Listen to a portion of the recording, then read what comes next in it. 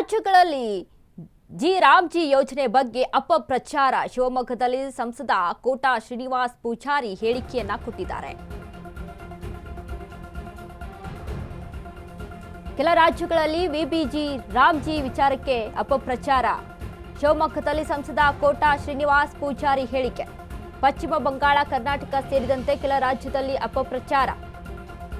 ಈ ಹಿನ್ನೆಲೆ ನಾವು ಗ್ರಾಮ ಮಟ್ಟದಲ್ಲಿ ಜಾಗೃತಿ ಮೂಡಿಸುತ್ತಿದ್ದೇವೆ. ಕೇಂದ್ರದ ಯೋಜನೆಗಳ ಬಗ್ಗೆ ಜನರಿಗೆ ತಪ್ಪು ಸಂದೇಶ ನೀಡುತ್ತಿದ್ದಾರೆ. ಈ ನಿಟ್ಟಿನಲ್ಲಿ ನಾವು ವಿಚಾರ ಮಾಡಿ ಕೆಲಸವನ್ನ ಮಾಡುತ್ತಿದ್ದೇವೆ.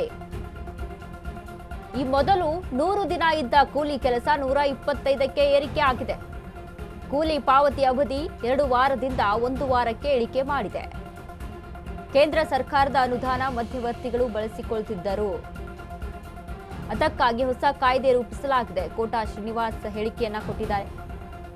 ಶಿವಮೊಗ್ಗದಲ್ಲಿ ಸಂಸದ ಕೋಟಾ ಶ್ರೀನಿವಾಸ್ ಪೂಜಾರಿ ಈ ಬಗ್ಗೆ ಮಾತನಾಡಿರುವಂತದ್ದು.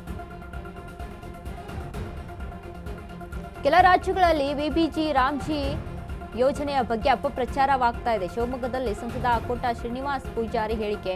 ಪಶ್ಚಿಮ ಬಂಗಾಳ, ಕರ್ನಾಟಕ ಸೇರಿದಂತೆ ಕೆಲ ರಾಜ್ಯಗಳಲ್ಲಿ ಅಪಪ್ರಚಾರವನ್ನ ಮಾಡಲಾಗ್ತಾ ಇದೆ.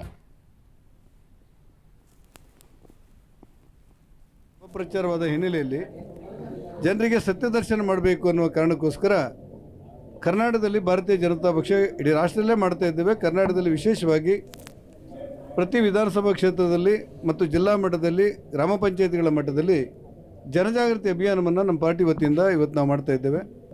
ಒಟ್ಟಾರೆ ಕೇಂದ್ರ ಸರ್ಕಾರದ ಯೋಜನೆಗಳನ್ನು ಅಪಪ್ರಚಾರದ ಮೂಲಕ ನಿಯಂತ್ರಣ ಮಾಡಲಿಕ್ಕೆ ಮತ್ತು ಜನರಲ್ಲಿ ತಪ್ಪು ಭಾವನೆಯನ್ನು ಬಿತ್ತಲಿಕ್ಕೆ ಕಾಂಗ್ರೆಸ್ ಪಕ್ಷ ಇವತ್ತು ಶ್ರಮಿಸ್ತಾ ಇರುವುದನ್ನು ಸಮಾಜ ಕಾಣುವಂಥ ಅವಕಾಶಗಳಾಗಿದೆ. ಈ ಉದ್ಯೋಗ ಖಾತ್ರಿಯಲ್ಲಿ ಮೊದಲು ಕಾಂಗ್ರೆಸ್ ಸರ್ಕಾರ ಇರುವಾಗ 100 ದಿವಸಗಳ ಕಾಲ ಇತ್ತು. ಇವತ್ತು ಅದನ್ನು 125 ದಿವಸಗಳಿಗೆ ವಿಸ್ತರಿಸಲಾಗಿದೆ.